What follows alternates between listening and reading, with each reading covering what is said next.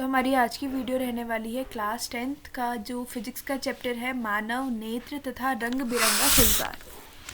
तो इस चैप्टर की शुरुआत करते हैं। सबसे पहले मानव नेत्र। तो मानव नेत्र ये यहाँ पे को जो डायग्राम या चित्र बना रखा है इसमें देखिए, एक होता है उभार वाला भाग, उसके बाद से ये पूरा आँख के अंदर का है, ये है दृढ़ तानिका यानी जो हमारे यहाँ सबसे पहले ही पीछे है दृष्टिपटल। दृष्टिपटल यानी इसको हम बोल सकते हैं यहाँ जो ये वाली इमेज है, देखिए यहाँ पे को क्या बनती है, हम यहाँ से कोई भी चीज़ देखेंगे, अगर हम यहाँ से कोई भी चीज़ देखते हैं तो इसका प्रतिबिंब सीधे यहाँ बनता है। प्रतिबिंब यहाँ बनता है, इसको बोलते हैं हम रेटिना, यानी सारा प्रतिबिंब यहाँ पे बनेगा। उसके बाद ये हमारी यहाँ पे नर्व्स यानी नसें होती हैं, नसों से कहाँ जाता है, हमारे दिमाग में जाता है और हमको सब विजिबल होता है। तो सबसे पहला जो इसका बाहर का ये गोलाई है, इसका व्यास होता है 2.3 सेंटीमीटर। उसके बाद यहाँ पे कुछ जो गोल गोल भाग होता है इसको हम बोलते हैं पुतली। जो लेंस होता है उसको बोलते हैं क्रिस्टली लेंस। आगे के भाग में यहाँ पे कुछ जो वाटर भरा पानी भरा होता है स्वच्छमंडल। अंदर के वाले के उसको बोलते हैं हम काचाप द्रव। और उसके बाद से हो जाती पुतली। तो ये यहाँ पे को है पुतली। जो हम अपनी आँख को ऊपर या नीचे करते हैं, यानी छोटा या बड़ा करते हैं, वो सब किससे करते हैं, पक्षमाभी पेशियों की हेल्प से करते हैं। तो ये था जनरल ओवरव्यू। अब सबसे पहले मानव नेत्र क्या है, एक मूल्यवान और सुग्राही ज्ञानेंद्रिय है।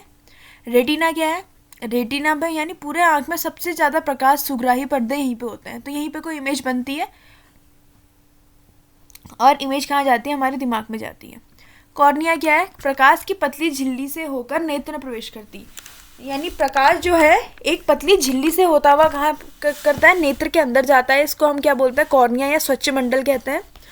परितारिका क्या होती है, परितारिका होती है एक पेशीय डायफ्राम जो पुतली का साइज नियंत्रित करती है, यानी छोटा या बड़ा करती है उसको। अभिनेत्र जो लेंस है वो रेटिना पे किसी वस्तु का कैसा प्रतिबिंब बनाता है, उल्टा वो वास्तविक प्रतिबिंब बनाता है, यानी रेटिना पे। तो ये था हमारा नेत्र। अगर आपका नेत्र आएगा तो आप ये वाले डायग्राम को बनाएंगे और इसके बारे में ये चीज़ तो आपको लिखनी है। इसके बाद आप बहुत सारी चीज़ ऐड ऑन कर सकते हैं कि ये ऐसा होता है, ये होता है। अब देखिए समंजन समता। समंजन समता होती क्या है, हमारा जो अभिनेत्र यानी हमारी जो आँखें हैं उसमें एक क्षमता होती है जिसके कारण क्या होता है, हमें बहुत पास की वस्तु भी और बहुत दूर की वस्तु भी क्या हो जाती है, दिखाई देती है। तो हमारी जो नेत्र होती है वो इतनी जल्दी फोकस करती है दूर की चीज़ को भी और पास की चीज़ को भी। तो ये जो उसकी क्षमता होती है ऐसा फोकस करने की, उसको हम बोलते हैं समंजन समता। अब न्यूनतम दूरी यानी हम 25 सेंटीमीटर तक की चीज़ों को सुस्पष्ट देख सकते हैं, जहाँ पर और अधिकतम दूरी यानी दूरबिंदु कितना है, अनंत तक। अब इसके बाद होता है मोतिया बिंदु। मोतिया बिंदु क्या होता है, जो हम देखते हैं हमारी उम्र बढ़ने के साथ साथ कुछ व्यक्ति होते हैं, उनका नेत्र क्या हो जाता है, वहाँ पे को उसको अगर आम भाषा में बोलें तो जाली लग जाना या लेंस का दुधिया या धुंधला हो जाना, ये कहलाता है मोतियाबिंद। अब उसके बाद है दृष्टि दोष। अब हमारे बहुत सारे दृष्टि दोष भी होते हैं। एक है निकट दृष्टि दोष, दूर दृष्टि दोष, दीर्घ यानी दूर, और जरा दूरदर्शिता। कभी कभी हमारा नेत्र क्या होता है, अपनी सामंजस्य क्षमता खो देता है और व्यक्ति को साफ नहीं दिखाई देता। तो यही है दोष। अब सबसे पहला है निकट दृष्टि दोष। निकट दृष्टि दोष कब होता है, निकट दृष्टि दोष में होता है निकट रखी वस्तुएं तो स्पष्ट देख सकता है जो व्यक्ति है, वो जो नज़दीक में रखी चीज़ें हैं वो तो अच्छे से देख सकता है। अगर निकट है तो निकट सही है और दूर है तो दूर सही है, जो बचा वाला वो खराब होगा। तो निकट वस्तु में निकट की वस्तुएं देख सकता है परंतु दूर की वस्तुएं नहीं देख सकता है। अब देखो ये एक स्वस्थ नेत्र है, इसमें यहाँ पे कोई वस्तु है, वस्तु का प्रतिबिंब कहाँ बना, रेटिना में बना और हमें साफ साफ विजिबल हो गया। लेकिन ऐसे लोग जो होते हैं इनका जो दूर बिंदु है वो क्या हो जाता है, नज़दीक आ जाता है, दूर का इन्हें दिखाई नहीं देता है, नज़दीक आ जाता है तो इनका जो प्रतिबिंब है वो यहीं पे बन जाता है, यानी रेटिना पे बनता ही नहीं है। अगर रेटिना में प्रतिबिंब नहीं बनेगा तो वहाँ पे सुग्राही जो पर्दे हैं वो होंगे नहीं, तो हमें दिखाई नहीं देगा। तो इसको निवारण के लिए हम अवतल लेंस का यूज़ करते हैं। कौन से लेंस का यूज़ करते हैं, अवतल लेंस का। अवतल लेंस क्या कर देता है, उसको सारी जो हमारी प्रकाश किरणें है उसको हमारी रेटिना पे बना देता है और हमें वस्तु क्या हो जाती है, विजिबल हो जाती है। अब इसके कारण क्या क्या होते हैं। एक कारण ये होता है कि हमारे जो नेत्र गोलक है ये क्या हो जाता है, लंबा हो जाता है। नेत्र गोलक लंबा हो जाता है तो उससे क्या हो जाता है, वो जो चीज़ें हैं जैसे यहाँ पे सारी लंबा होने के कारण ये यहीं पे बन जाएगा। अगला है वक्र, अगर लंबा हो गया तो वक्रता भी बढ़ेगी। वैसे ही है हमारा दीर्घ दृष्टि दोष। दीर्घ दृष्टि दोष में क्या होता है, देखो जैसे हमारी वस्तु यहाँ पे को है, प्रतिबिंब यहाँ बन रहा है, बिल्कुल सही। दीर्घ दृष्टि दोष में सबसे पहले क्या होता है, वस्तु को दूर का तो अच्छे से दिखता है पर पास का अच्छे से नहीं दिखता है। जैसे मैंने बताया आपको, जो दोष है वो चीज़ तो सही है, बाकी दूसरी चीज़ खराब है। क्योंकि हमें क्या होता है, हमें 25 सेंटीमीटर तक तो हम स्पर्श देख सकते हैं। अब इनका जो प्रतिबिंब है वो रेटिना पे ना बन के उससे भी पीछे बन जाता है। अब इनका प्रतिबिंब अगर उससे पीछे बन गया तो हमें वस्तु दिखेगी कैसे, नहीं दिखेगी। तो इसकी निवारण के लिए हम उत्तल लेंस का प्रयोग करते हैं। उत्तल लेंस क्या कर देता है, सारी जो हमारी प्रकाश की ये है इसको रेटिना पे ले आता है। रेटिना पे ले आएगा तो हमें क्या होगा, साफ विजिबल होगा।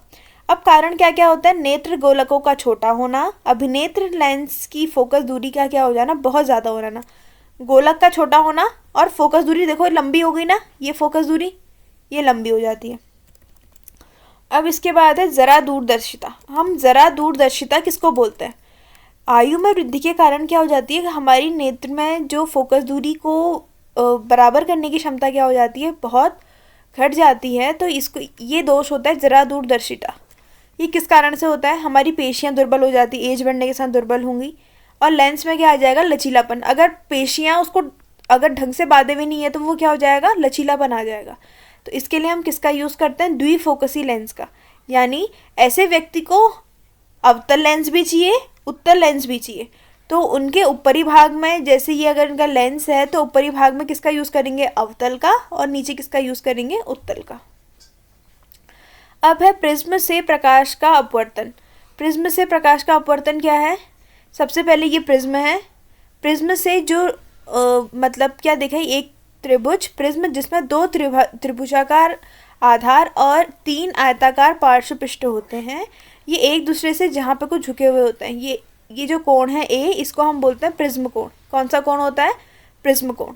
अब सबसे पहले एक किरण आई तो ये पीई जो है इसको हम आपतित किरण, ये आई है तो इसको हम बोलते हैं आपतित किरण।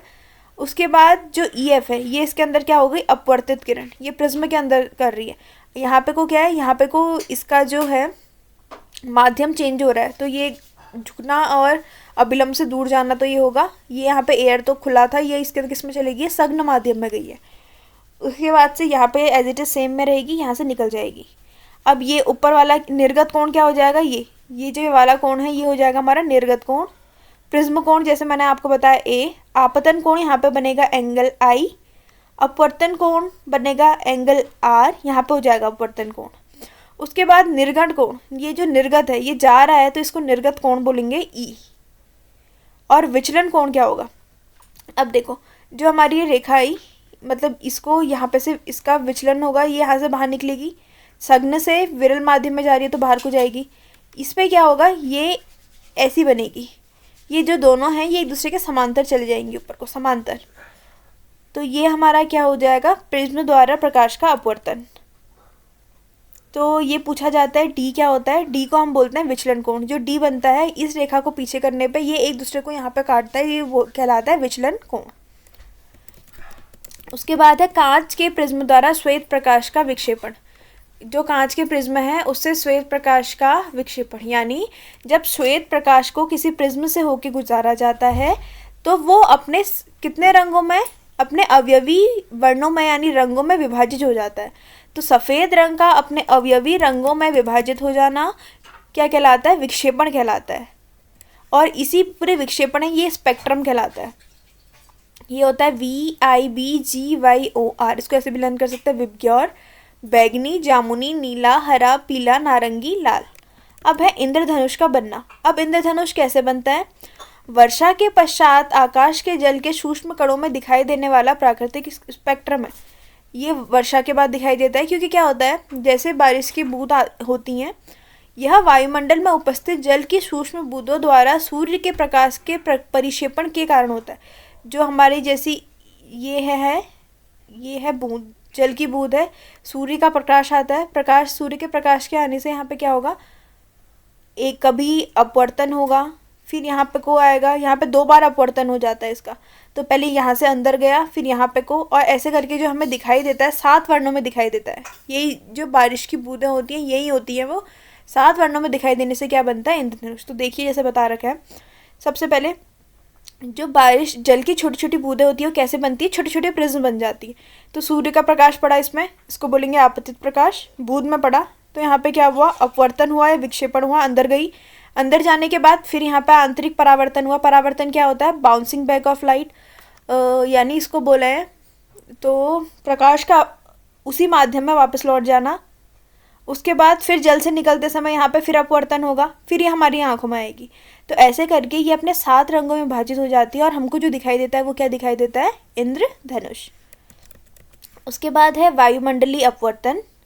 ये क्या होता है, कितने बार हमने ये देखा है, यानी जब अगर आग जलाई होती है तो आग जलाने के बाद जो ऊपर वाला ये क्षेत्र होता है, यहाँ पे क्या होती है, गर्म हवाएं होती हैं, तो यहाँ पे से हमें कुछ धुंधला दिखता है। ऐसे ही जैसे हीटर है, हीटर में अगर हम देखेंगे जो हीटर की जस्ट बाहर वाली हवा होती है वहाँ पे तो गर्म हवा होती है और बाकी हवा क्या है, ठंडी है। तो जो गर्म वाली हवा होती है वो क्या करती है, वहाँ पे हमें कुछ झिलमिलाहट दिखाई देती है। क्यों, क्योंकि जो गर्म हवा होती है वो ठंडी की अपेक्षा क्या होती है, सघन कम होती है और उसका अपवर्तनांक भी कम होता है। तो वहाँ पे क्या हो जाती है, कुछ झिलमिल या अस्थिरता आ जाती है, इसी को हम बोलते हैं वायुमंडलीय अपवर्तन। अब वायुमंडलीय अपवर्तन के कारण कुछ घटनाएं होती हैं, जैसे है तारों का टिमटिमाना। ये किसके कारण होती है, वायुमंडलीय अपवर्तन के कारण। अब क्या है, जो तारे हैं वो हमारी पृथ्वी से बहुत दूर है, तो तारों से जो प्रकाश आता है उसका क्या होता है, बार बार अपवर्तन होते रहता है। अब अपवर्तन क्या होता है, जैसे इस मार्ग से वो यहाँ पे आया तो कुछ वो अभिलंब से दूर होगा या विलंब के पास आएगा, फिर अपवर्तन होता रहेगा। तो ऐसा अपवर्तन होते रहने के कारण वो क्या करता है, उसकी जो रियल स्थिति है वो हमें कुछ अलग जगह पे दिखाई देने लगती है, इसलिए हमें लगता है कि तारे क्या कर रहे हैं, टिमटिमा रहे हैं। अब है ग्रह क्यों नहीं टिमटिमाते। जो ग्रह है वो तारे की अपेक्षा पृथ्वी के क्या है, पास है, वो पृथ्वी से ज़्यादा दूर नहीं है और उनके जो प्रकाश स्रोत हैं वो बहुत, जो हमारे नेत्र में प्रवेश करते हैं उनका औसत मान क्या होता है, 0 होता है, इसीलिए हमें वो टिमटिमाते हुए नहीं दिखते हैं। क्यों, क्योंकि वो नज़दीक है और उनसे जो प्रकाश का स्रोत आ रहा है वो भी बहुत छोटा है, तो औसत मान कितना हो जाता है, 0। अग्रिम सूर्योदय और विलंबित सूर्योदय, ये क्या होता है, ये भी वायुमंडलीय अपवर्तन के कारण होता है।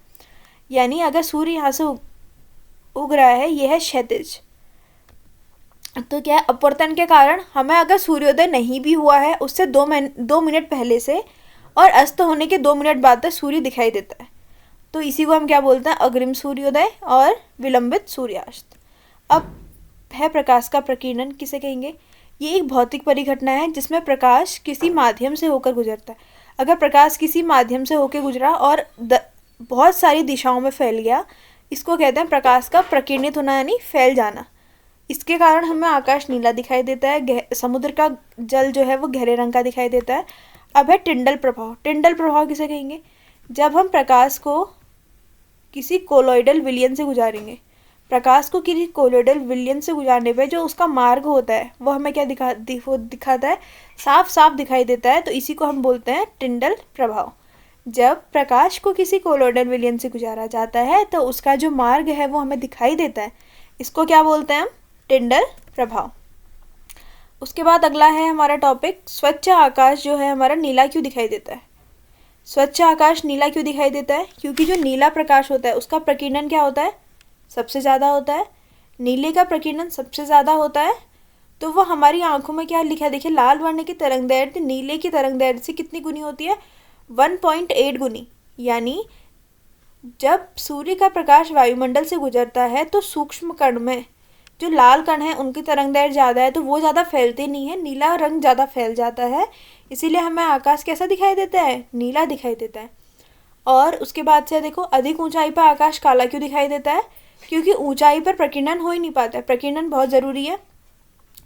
जो खतरे का संकेत है वो लाल रंग का क्यों होता है, क्योंकि लाल रंग की तरंगदैर्घ्य क्या होती है, ज़्यादा होती है नीले की तुलना में, तो ये फैलता कम है, फैलता कम है तो ये दूर से ही विजिबल हो जाएगा। इसीलिए हम जो एम्बुलेंस वगैरह और खतरे की घंटी होती है सब लाल बनाई जाती है, क्योंकि ये फैलता कम है। नीला रंग तो ज़्यादा फैलता है, तो कम फैलने वाला अगर रंग को हम यूज़ करेंगे तो वो ईजीली विजिबल होगा। तो ये है हमारा आज का टॉपिक। होप सो आप लोग को समझ में आया होगा।